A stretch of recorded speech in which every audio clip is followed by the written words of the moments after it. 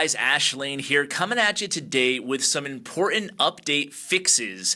Now, obviously, the community's been very frustrated. I've always been advocating the last, week for you guys and to try to fix some of these things that are leading to all the frustration in the community. And it looks like Supercell has done quite a bit here, and there's a lot to get to, including a whole new information system where you can actually see the timer, which I mentioned a couple of videos ago. So very happy to see this for the personal break. But before we get to that, let's review all the update notes. Now, this will be hitting very, very soon. It's not live in game at the time of this upload.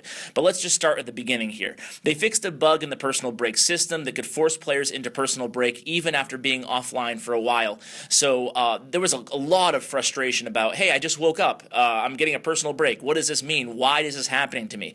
Those bugs should be fixed. Personal break online time has been increased from 3 to 4 hours. So basically, the personal break is now 4 hours, not 3.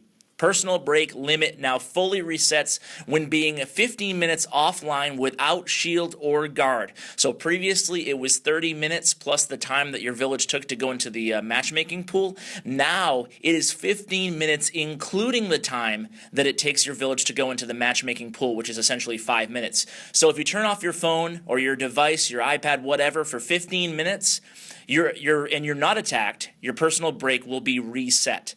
Now, we'll get to how you can actually, like I said, now there's going to be a timer added to the game, so we'll get to, in a few minutes, exactly how you can monitor your personal break. This is going to be a huge difference. It's really going to fix the boosting schedule and interfering with war attacks, and I'm really big on, making sure you can plan war attacks, and sometimes, strategically, it makes sense attacking at the end of a war. Now this hopefully won't interfere with that. Now let's move on here. Free guard when shield expires has been increased for all leagues. So you can see the increases below. I won't repeat them on the screen. Below Champions League is also 30-minute guard. It was 15. Now, Clan War matchmaking parameters have been updated for Town Hall 9 through 11. Now, this is going to be, there's probably going to be a lot of buzz about this little note here. It is important to go ahead and note that that was a bug created in the last update, where basically a lot of people were complaining about incredibly mismatched wars. So the parameters have been tightened up, and they actually fixed a bug in the matchmaking system. So there's not any huge, it doesn't sound like, at least, there's any huge re-evaluations of war weight, but rather they're just fixing the bugs that have caused things to go totally crazy lately as far as matching. I've seen clans recently, people on Twitter commenting that they were matched up all Town Hall 9s against a bunch of 10s and 11s, just really wacky matchup. So that has been fixed.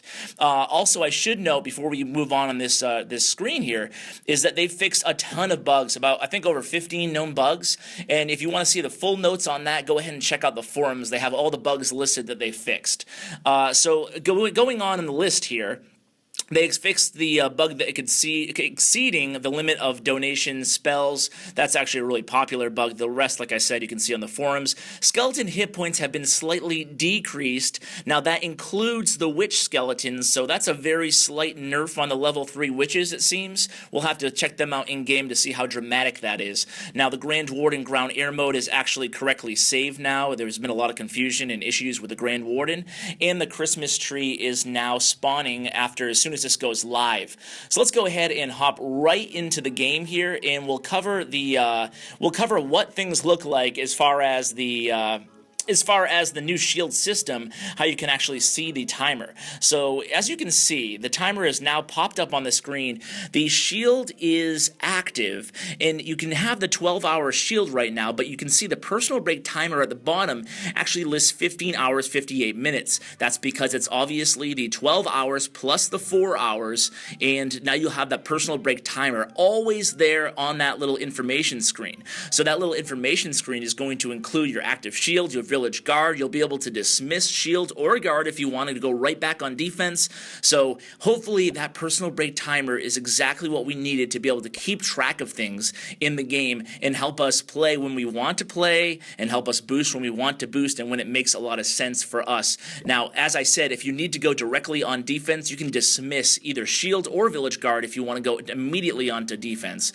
Otherwise, the village guard has been changed, a little bit more time added to the village guard at all leagues, as I mentioned earlier.